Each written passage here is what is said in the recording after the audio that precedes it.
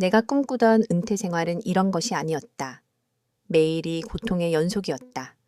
처음에는 나를 남편이라 부르는 사람을 전적으로 믿었다. 하지만 그가 그런 끔찍한 짓을 저지르는 사람일 줄은 꿈에도 몰랐다. 오늘도 멀리서 그가 나를 위해 준비했다는 약초차를 들고 오는 모습이 보인다. 그의 입가에 떠오른 미소는 나를 두려움 속으로 몰아넣었다. 이 생활을 시작한 지 3개월, 더 이상 이렇게 살 수는 없었다. 평온한 노후를 기대했던 만큼 나는 지금 이 상황에서 벗어나야만 했다. 내 이야기가 궁금하지 않으신가? 댓글을 남기고 좋아요를 누르고 구독을 설정해 주세요. 여러분도 나처럼 고통 속에서 시간을 낭비하지 말고 주어진 시간을 마음껏 즐기세요. 나는 59세의 김민아다. 59년의 인생은 첫 번째 남편을 잃은 후 흑백 필름처럼 색을 잃었다. 나는 한때 한복 디자이너로 화려한 색상과 선의 아름다움 속에서 살아갔다. 하지만 그 빛은 오래전에 사라졌다. 외로움을 달래기 위해 전통시장의 문화센터에서 한복 리폼 강의를 시작했다. 그곳에서 나는 한복의 색감과 선의 아름다움을 나누며 작은 위안을 얻었다. 그날도 평소처럼 수강생들에게 한복의 매력을 설명하던 중 문이 열리며 늦게 도착한 수강생이 들어왔다. 고개를 들어보니 그 순간 박준호 회장과 처음 마주쳤다. 70대라고 믿기 어려울 정도로 단정한 차림새와 깊은 눈빛이 인상적이었다. 늦어서 죄송합니다. 이렇게 멋진 강의에 늦다니 아쉽네요. 그의 첫마디는 따뜻하고 진심 어린 목소리로 내 귀에 울렸다. 그는 지역에서 유명한 한방 건강식품 파라니하 회사에 넉휘짝 오시거리어 바바웠다. 수업 내내 그는 다른 수강생들보다 더 진지하게 참여했다. 그의 열정적인 태도는 신선했고 나를 새롭게 자극했다. 수업이 끝난 후 그가 다가와 말했다. 김 선생님, 오늘 강의 정말 감명 깊었습니다. 시간 되시면 차 한잔 하시겠습니까? 순간 망설였지만 그의 정중한 태도에 거절할 이유를 찾지 못했다. 작은 찻집에서 나눈 대화는 3시간을 훌쩍 넘겼다. 박준호 회장은 한의사 출신으로 전통 문화, 한의학에 깊은 관심을 가지고 있었다. 내 한복 이야기에 귀 기울이며 진심으로 공감해 주었다. 미나 씨, 당신과 이야기하니 오랜만에 마음이 편안해집니다. 우리 나이에 이런 감정을 느끼는 게 우습죠? 그의 솔직한 고백에 나도 모르게 미소 지었다. 나 역시 같은 감정을 느끼고 있었다. 그 후 우리는 자주 만났다. 박준호 회장은 항상 강의가 끝나면 나를 데리러 와 집까지 바래다 주었다. 미나 씨의 안전이 가장 중요합니다. 그는 늘 세심하게 챙겼다. 외로웠던 나에게 그의 따뜻한 관심은 봄 햇살 같았다. 2달쯤 만남이 이어지던 어느 날, 그가 조용히 프로포즈했다. 미나 씨, 우리 함께 남은 인생을 행복하게 보내면 어떨까요? 노년에 만난 인연이지만 남은 시간만큼은 기쁨으로 채우고 싶습니다. 솔직히 두려웠다. 이 나이에 다시 결혼이라니? 하지만 그의 진심 어린 눈빛과 안정감 있는 목소리에 마음이 기울었다. 주변에서도 박준호 회장은 존경받는 인물로 지역 사회에 많은 기부와 봉사를 한다는 평판이 자자했다. 망설임 끝에 그의 청혼을 받아들였다. 새로운 시작에 대한 기대와 설렘으로 가슴이 떨렸다. 미나 씨, 앞으로 당신을 평생 행복하게 해줄게요. 약속합니다. 그의 말에 나는 온전히 믿었다. 새로운 인생의 동반자를 찾았다는 행복감에 취해 있었다. 하지만 그 약속이 얼마나 무서운 함정이었는지 그때는 알지 못했다. 결혼 후 박준호 회장의 배려는 더욱 세심해졌다. 매일 아침 그가 직접 끓인 약초차를 가져왔다. 이건 내가 30년간 연구한 비법이에요. 매일 마시면 건강해질 겁니다. 그는 미소 지으며 말했다. 처음에는 그의 바쁜 일정 속에서도 내 건강을 챙겨주는 모습에 감동했다. 하지만 차를 마신 후에는 몸이 나른해지고 머리가 멍해졌다. 졸음이 쏟아질 때도 있었다. 약이 잘 듣고 있네요. 그는 웃으며 말했다. 이상하다고 느꼈지만 그가 한의사 출신이라는 사실에 의심을 접었다. 결혼식은 소박하게 치렀다. 박준호 회장은 화려함보다 진심이 중요하다며 가까운 지인들만 초대했다. 이후 나는 내 작은 아파트를 정리하고 그의 교회 전원주택으로 이사했다. 그 집은 꿈에 그리던 곳 같았다. 아름다운 정원과 전통 한옥의 멋이 어우러진 공간이었다. 이제부터 당신의 집이에요, 미나 씨. 그의 말에 가슴이 따뜻해졌다. 하지만 그 달콤한 시작은 오래가지 않았다. 결혼 일주일 후 그가 새 휴대폰을 건넸다. 이걸로 바꿔요. 요즘 해커들이 많아서 정보가 새나갈까 걱정됩니다. 새 휴대폰은 몇몇 연락처가 차단되어 있고 특정 번호로만 통화가 가능했다. 친구들과 연락하려 해도 오류 메시지가 떴다. 이상하다고 느꼈지만 그는 기술적인 문제일 뿐이라며 넘겼다. 외출도 점점 제한되었다. 처음엔 날씨가 안 좋아서였다가 나중엔 당신 같은 미인은 밖에 나가면 위험하다로 바뀌었다. 항상 누군가 동행해야 했고 그마저도 점차 줄어들었다. 매일 3번 정해진 시간에 그는 약초차를 들고 나타났다. 내가 직접 차를 끓이겠다고 했지만 그는 단호히 거절했다. 이건 특별한 처방이라 정확한 비율로 끓여야 해요. 당신이 하면 효과가 없어요. 어느 날 밤 차를 마시지 않고 몰래 버렸더니 1시간 후 그가 방으로 들어왔다.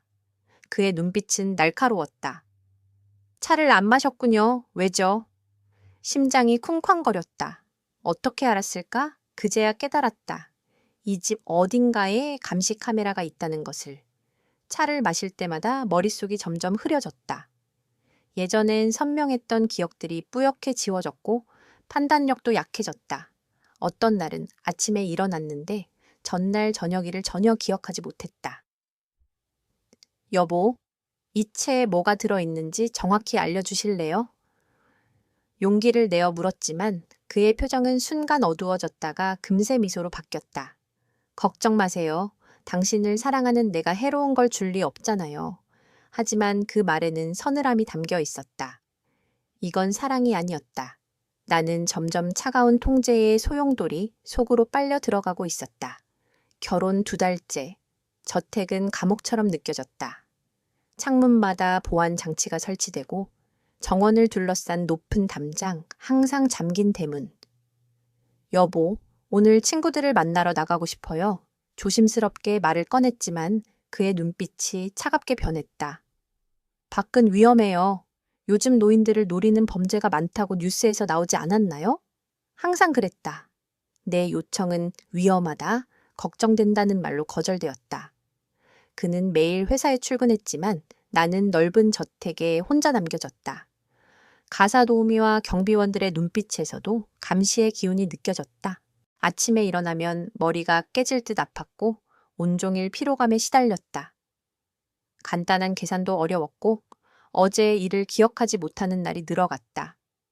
거울 속 내 모습은 생기를 잃고 파리해졌다. 여보, 요즘 머리가 너무 아파요. 병원에 가보고 싶어요. 그러자 그는 달래듯 말했다. 내가 한의사였잖아요. 내 처방이 병원보다 낫죠. 차를 계속 마시면 나아질 겁니다. 의심이 들었지만 반박할 힘이 없었다. 정신이 온전하지 않았기 때문이다. 유일한 위안은 조카 은지의 방문이었다. 정신과 전문의인 은지는 2달에 한 번씩 찾아왔다. 박준호 회장이 유일하게 제재하지 않는 방문객이었다. 미나 이모, 괜찮아요. 너무 야위셨어요. 은지의 걱정, 어린 눈빛에 마음이 아팠다. 평소처럼 잘 지내고 라고 대답하려 했지만 눈물이 왈칵 쏟아졌다. 은지야, 이모 요즘 이상해. 기억도 안 나고 몸도 마음대로 안 돼. 그때 박준호 회장이 차를 들고 들어왔다. 약속 시간이에요, 미나 씨. 은지 앞에서도 그는 내가 차를 마시는 걸 지켜봤다. 억지로 미소를 지으며 차를 마셨지만 은지의 날카로운 눈빛을 느꼈다. 그녀가 뭔가 이상함을 눈치챘다는 걸 알았다. 은지가 떠난 후 한밤중에 그녀의 메시지가 왔다. 이모, 차를 분석했어요. 벤조디아제핀과 바르비투르산 성분이 검출됐어요. 중추신경 억제제인데 장기 복용하면 신체적, 정신적 의존성이 생깁니다. 이건 의료용으로도 과다 투여량이에요. 증거를 모으세요. 이 메시지는 삭제하세요. 심장이 멎는 듯했다. 약이 아니라 마약이었다. 박준호 회장은 나를 서서히 중독시키고 있었다. 모든 증상이 설명되었다. 기억력 저하, 판단력 감소, 무기력함. 이건 사랑이 아니라 조종이었다. 다음 날 그가 회사에 간 사이 나는 그의 서재를 탐색했다. 청소부가 열쇠를 숨기는 걸 몰래 본 적이 있었다. 떨리는 손으로 문을 열었다. 서재는 놀라울 정도로 정갈했다.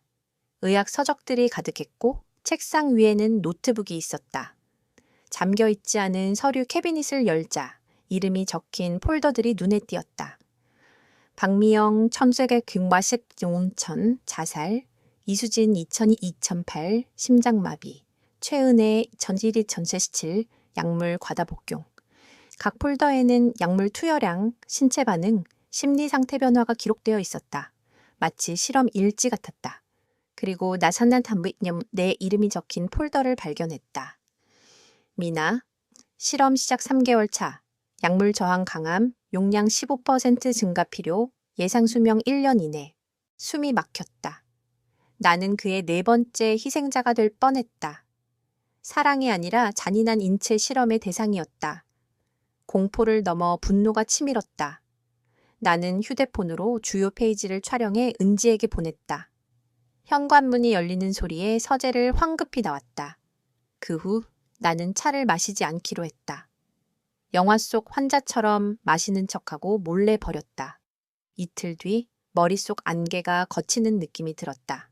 하지만 동시에 공포도 선명해졌다. 셋째 날 박준호 회장이 평소와 다른 눈빛으로 다가왔다. 차를 안 마시고 있죠? 그의 목소리는 차가웠다. 눈동자가 맑아졌어요. 손떨림도 줄었고. 나는 떨리는 목소리로 부인했지만 그는 비웃듯 말했다. 당신은 예전 아내들과 달라요. 더 오래 버틸 줄 알았는데. 그가 자신의 범죄를 이렇게 쉽게 인정할 줄은 몰랐다. 그는 내 앞에서 차를 마시라고 강요했다. 휴대폰도 빼앗겼고 화장실 갈 때도 가사 도우미가 따라왔다. 나는 완전히 갇혔다. 약을 계속 마시자 정신이 다시 흐려졌다. 하지만 진실을 알았기에 마음 한구석에서는 끊임없이 저항했다. 매일 밤 화장실 거울 앞에서 나는 속으로 되뇌었다. 그는 널 죽이려 해. 잊지 마. 한복 디자이너로 자신감 넘치던 나를 떠올리며 살아남겠다는 의지를 다졌다. 은지의 다음 방문이 일주일 앞으로 다가왔다. 그때까지 버티며 메시지를 전해야 했다. 약을 최소한으로 흡수하려고 입에 머금었다가 화장실에서 뱉었다. 위험한 도박이었다. 방문 전날 박준호 회장이 나를 의심스럽게 살폈다. 내일 은지가 온다던데 이상한 말 안 하겠죠? 나는 순종적인 척하며 대답했다. 무슨 이상한 말을 하겠어요. 당신과 행복하게 살고 있잖아요. 그는 고개를 끄덕였지만 자신의 약물이 나를 완벽히 통제한다고 믿는 듯했다. 은지가 도착했을 때 나는 눈물을 억누르며 평소처럼 반겼다. 그는 1시간 동안 자리를 지켰다. 차 드세요, 미나 씨. 그가 차를 건넸다. 그의 시선을 피할 수 없어 한 모금을 마셨다. 그가 잠시 회사 일로 초나가자 나는 은지의 손을 잡고 속삭였다. 은지야, 도와줘. 그가 나를 죽이려 해. 전 부인들도 죽였어. 증거를 보냈는데 받았어? 은지는 고개를 끄덕였다. 이모, 다 알아요. 약물 분석 결과도 나왔고 이모가 보낸 파일도 확인했어요. 경찰과 여성보호센터에 연락했어요. 다음 주 목요일 그가 대전 출장 갈 때 이모를 데리러 올게요. 은지는 약물 해독제를 건넸다. 조심해서 조금씩 드세요. 희망이 피어올랐다. 하지만 실패하면 어쩌나 하는 두려움도 커졌다. 은지야, 실패하면... 은지는 단호히 말했다. 실패는 없어요. 반드시 이모를 구할게요. 그가 돌아오기 전 우리는 평범한 대화를 나눴다. 그는 다시 차를 가져왔고 나는 은지 앞에서 마셨다. 하지만 내 마음에는 희망의 불씨가 타오르고 있었다. 목요일이 왔다. 해독제를 조금씩 먹으며 버틴 6일간의 지옥이 끝나는 날이었다. 아침부터 그는 출장 준비로 분주했다. 잘 다녀오세요. 나는 미소를 지으며 배웅했다. 그는 마지막으로 당부했다. 오늘 약은 가사 도우미가 챙길 거예요. 시간 맞춰 드세요. 차가 떠나자 나는 숨을 깊게 들이마셨다. 30분 후 가사 도우미가 차를 가져왔다. 나는 마신 척하고 화장실에서 뱉었다. 은지가 오기로 한 시간까지 3시간. 그 시간이 영원처럼 느껴졌다. 현관 벨이 울렸다. 짧은 신호였다. 가사 도우미가 문을 열자 은지와 2명의 여성이 서 있었다. 이모, 데리러 왔어요. 은지가 평소처럼 인사했다. 나는 손님을 맞이하러 거실로 나갔다. 은지가 가사 도우미의 채에 약을 넣는 걸 보았다. 10분 후 가사 도우미는 소파에서 깊이 잠들었다. 이모, 지금이에요. 나는 준비한 가방을 들고 은지를 따라 나섰다. 현관문을 나서는 순간 자유의 공기를 느꼈다. 그 집을 마지막으로 돌아보았다. 3개월간의 악몽이 담긴 감옥이었다. 여성보호 쉼터에 도착해 나는 은지의 품에서 눈물을 쏟았다. 공포, 분노, 그리고 안도감이 뒤섞였다. 나는 서재에서 찍은 사진, 약물 분석 결과, 내 혈액 검사 결과를 정리해 은지에게 건넸다. 은지는 신뢰할 만한 언론사에 제보했다. 폭풍이 몰아쳤다. 박준호 회장은 나를 정신 이상자로 몰며 반박했다.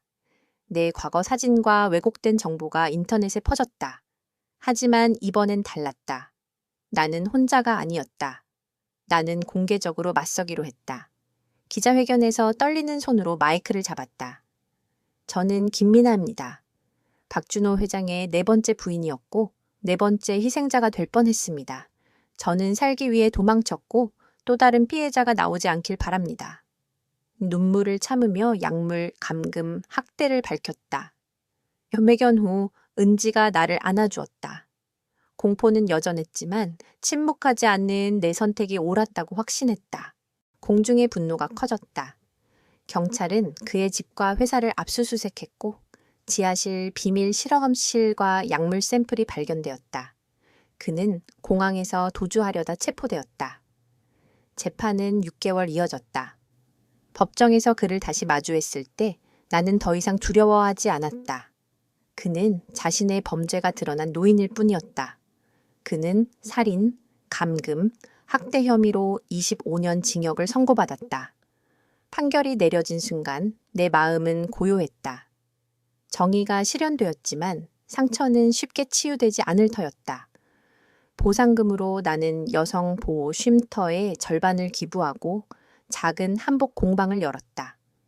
처음엔 약물 후유증으로 손이 떨렸고 사람들의 시선이 부담스러웠다. 하지만 바느질에 집중하며 점점 자신감을 되찾았다. 1년 후 내 공방은 많은 여성들이 찾는 곳이 되었다. 그들은 한복을 수선하러 온 것이 아니라 자신의 이야기를 담은 옷을 만들고 싶어 했다. 나는 그들에게 바느질을 가르쳤고 그 과정에서 나도 치유되었다. 어느 날 결혼을 앞둔 젊은 신부가 공방에 왔다. 그녀는 전통 혼례복을 원했다. 그녀의 설렘을 보며 과거에 내가 떠올랐다. 당신을 위한 옷을 선택하세요. 나는 조언했다. 전통과 현대가 조화된 한복을 보여주었다. 이 옷은 나를 보여주는 옷이에요. 내가 누구인지, 어떻게 살고 싶은지를 말해주죠. 그녀가 미소 지으며 고개를 끄덕였다. 아침 햇살이 공방으로 스며들었다. 황혼에 찾아온 2번째 봄. 나는 더 이상 피해자가 아니었다. 나는 김미나, 자유로운 여성, 한복 디자이너, 그리고 내 인생의 주인공이었다. 공방 벽에는 아무도 당신의 삶을 대신 정할 수 없다. 당신이 주인공이다. 라는 문구를 붙였다. 봄바람이 창문을 스치며 나는 새로운 한복을 디자인하기 시작했다. 내 인생을 다시 그려나갈 시간이었다.